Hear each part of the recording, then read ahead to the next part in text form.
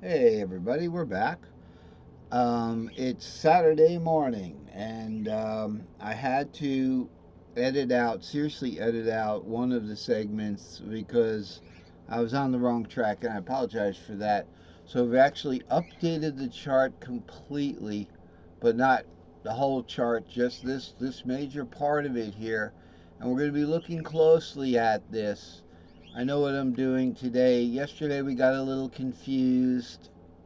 I got a little confused, and I apologize. Um, However, if you are devoted to your music, a day of confusion is nothing. As long as you keep to it, and I got it down here. So look at this. Look at this redundancy. This is the redundancy that we're looking for here. And I'm sorry, lack of introductions, but it's kind of easier for me. I don't have to introduce myself.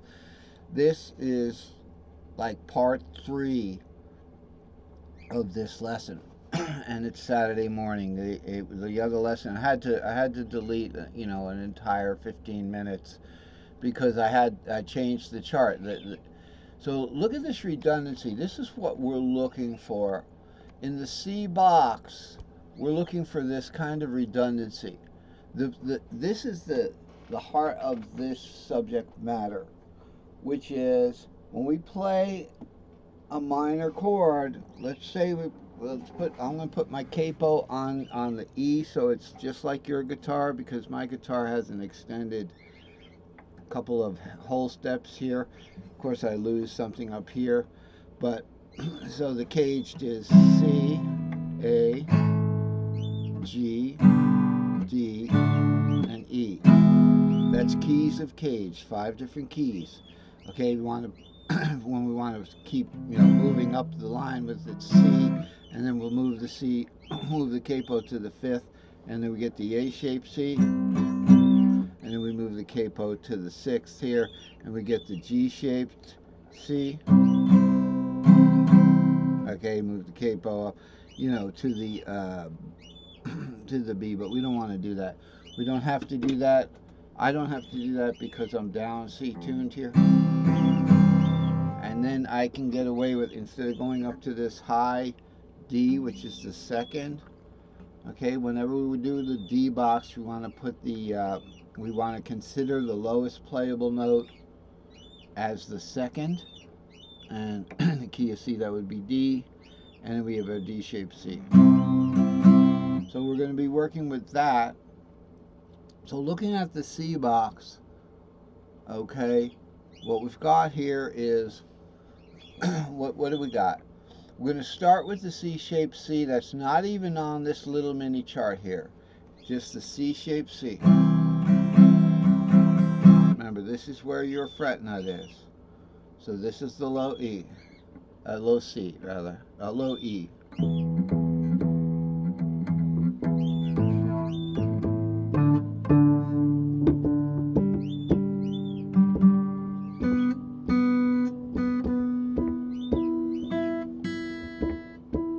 Okay? The birds are excited. Anyway, so we have the C. It's not even on this little mini chart, but this is the redundancy we're looking for. We're looking for changing this C here to a C minor.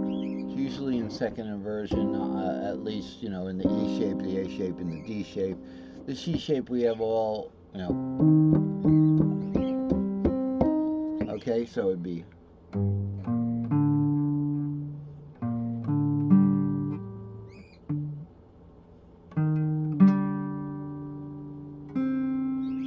that kind of thing. Sorry about the my eyes are a little tired, but so we can always do the arpeggio. The problem with the C minor shape now, we look at this, is that it's difficult to play a C minor anyway, and with this redundancy factor, and we're not even going to worry about Locrian here, but this is consistent, that we would have a Locrian shape there, we would have a C-shaped Locrian there, and we have a C-shaped diminished there. But these two are different keys. This is, see, when we add let's go back to where we started here. We start at the C, a C-shaped C. Okay, now if we add one flat to that, which would be the 7 flat key of C. Okay, now we make that a C mixolydian. So it would be a C7 there.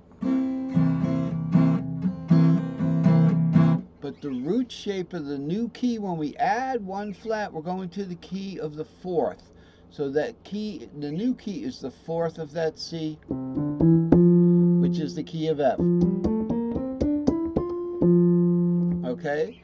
So that's going to be an E shape. We're going to bring the bar up here.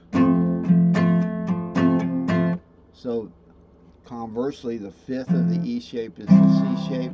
The 4th of the C shape is the E shape. So we're going to have a E-shaped new key root. New key would be the key of F, which is going to be E-shaped. So then the C becomes the C7. Okay?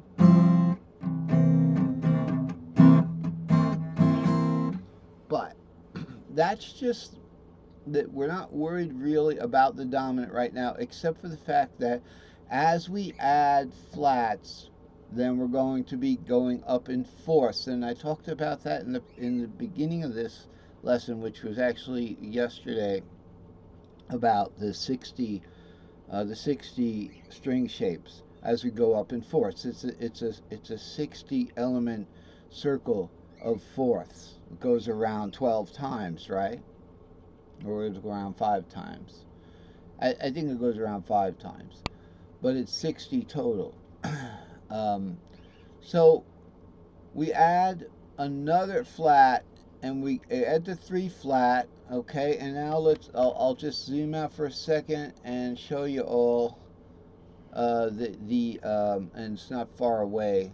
This is the add one. This is a little extra one I thought we could use over here, but we're going to be needing this. So you have to look at this. Mixolydian, we add the 7 flat, we go to the key of the 4th of the root, of the starting root. So key of C, A shape, still key of C. So when we go to the 4th of the A shape, we're going to the D shape for the 4th, which is the key of F. Okay, and then the 4th of the D shape, etc., etc., etc. We're going in fourths here, so it's 4, 7 flat, 3 flat, 6 flat, 2 flat. Perfect P4 advancement in the key, not in the strings tuning. So Dorian, we're going to add the 3 flat and the 7 flat. Okay? The key becomes the 7 flat. The key is the usually the flat from before. The flat that we had before. We add the 3, it's now the 7. We add the 6, it's now the 3 flat. We add the 2 flat, it's now the 6 flat key is the key. It's the key that we added last time. So in the staff, I think it's the second to last of the flats that are, as they're added, is the new key. So again, when we're adding flats, we get the flats additive. We're not replacing 7 with 3 flat. We're adding 7 flat to 3 flat to get those keys.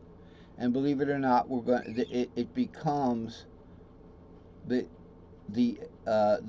Aeolian is when we have this many flats. Now let's look at that. Here's the key of C. Here's its Locrian. Here's its Aeolian. Here's Ionian of the 6th, of the key of the 6th. So that's 3 flats.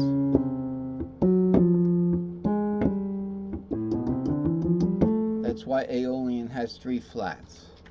And the same thing for the other keys, for the other modes. So easiest is Mixolydian. There's the key of G I only